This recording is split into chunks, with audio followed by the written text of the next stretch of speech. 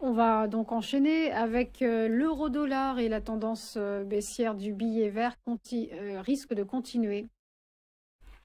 Oui, alors la semaine dernière, donc on a eu l'inflation aux USA qui est publiée quand même plus forte que prévu, mais ça n'a pas changé pour autant donc les anticipations des baisses de taux de la Fed, car les composants de l'inflation qui se retrouvent dans le chiffre préféré de la Fed, c'est-à-dire le corps PCE, bah, ces composants impliqueraient une hausse mensuelle de seulement plus 0,2%, donc pour le corps PCE.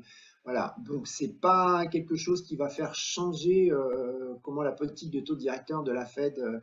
Donc c'est quelque chose de bien pour la Fed quelque part. Alors pour le deuxième mois consécutif, on a eu la moyenne à 3 mois du nombre de créations d'emplois aux USA qui est resté au niveau de 30 000, ce qui est insuffisant pour contenir une hausse du chômage. Donc la Fed pourra aussi, je dirais, grâce à ça, entre guillemets, anticiper l'absence d'une inflation de second tour et se concentrer sur l'emploi. Alors, par conséquent, et pour nous, ce qui nous intéresse, le dollar, selon le marché des taux de swap SOFR, il y a 3 baisses de taux qui sont intégrées à 97% pour la fin de l'année. Alors, concernant maintenant du côté euro de la paire euro-dollar, concernant la BCE, elle a laissé ses taux directeurs inchangés. Madame Lagarde a diminué l'importance donc des révisions à la baisse, donc des prévisions d'inflation qu'a fait son staff technique. Donc voilà, les prévisions d'inflation donc sont dues à un euro-dollar plus fort, c'est pour ça qu'elles sont diminuées à la baisse. Alors, Madame Lagarde a aussi délivré donc un discours hawkish quand elle a indiqué que les perspectives de croissance de la zone euro étaient stables, ceci pour la première fois depuis 2 ans.